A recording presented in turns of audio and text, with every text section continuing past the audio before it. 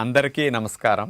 June 21వ తేదీ అంతర్జాతీయ యోగా దినోత్సవ సందర్భంగా మనందరం కార్తీక మాసం ధనుర్మాసం లాగా జూన్ మాసాన్ని యోగా మాసంగా గుర్తించి నెలంతా శారీరక మానసిక ఆరోగ్యాన్ని పెంపొందించుకోవటానికి నిజ జీవితంలో యోగాను ఒక భాగంగా చేసుకుని అందరూ ఆచరించాలని మన ప్రధానమంత్రి శ్రీ నరేంద్ర మోడీ గారు మరియు ఆంధ్రాను యోగాంధ్రగా మార్చాలని ఆంధ్రప్రదేశ్ ముఖ్యమంత్రి శ్రీ నారా చంద్రబాబు నాయుడు గారు ఇంటింటికి యోగా చేరాలని సంకల్పించారు.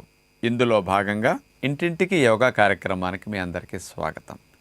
ఈరోజు మండోకాసన్ విశేషత తెలుసుకోబోతున్నాం.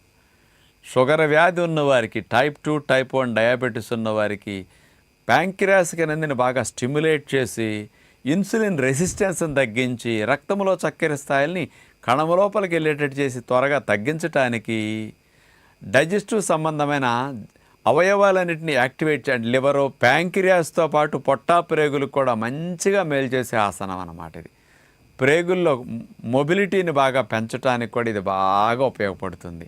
చాలామందికి గ్యాస్ పట్టేసి స్ట్రక్ అయి ఉంటుంది కదా, అలాంటి వారికి గ్యాసెస్ పైనుంచి ఫ్రీగా వెళ్ళి పొట్ట ఛాతీ ఫ్రీ అవ్వటం కోసం కూడా ఇది బాగా పనికొస్తుంది. అలాంటి మండోకాసన్ చాలా సులభంగా చేయగలుగుతారు, ఎక్కువసేపు కూడా ఉండొచ్చు. అది ఎలా చేయాలో చూద్దాం.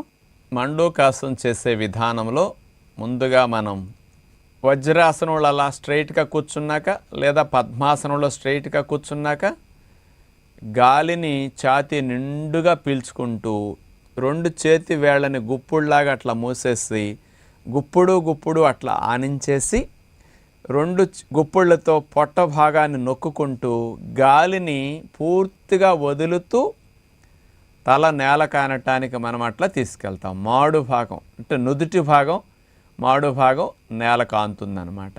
గాలిని మొత్తం వదిలేసి ఆ స్థితిలో కదలకుండా అట్లా ఉంటామన్నమాట. గాలి కుంభించి కాసేపు ఉండొచ్చు.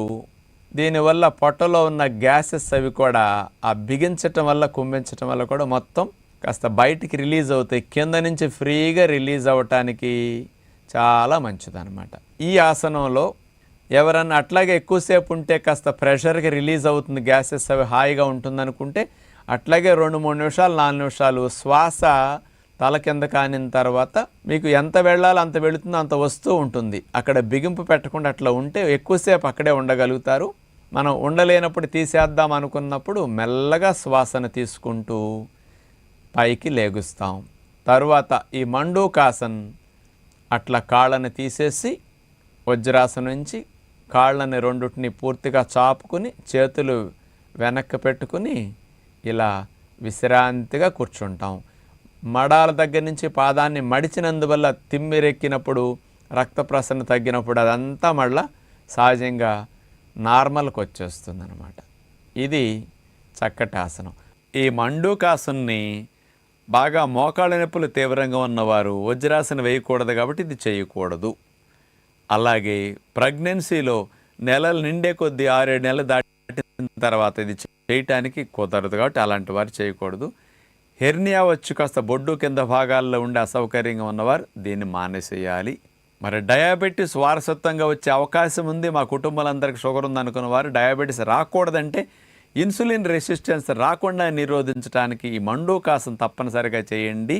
పిల్లలందరికీ ముందు నుంచి హెరిడిటరీగా షుగర్ రాకుండా పేరెంట్స్ నేర్పండి అని విజ్ఞప్తి చేస్తూ నమస్కారం.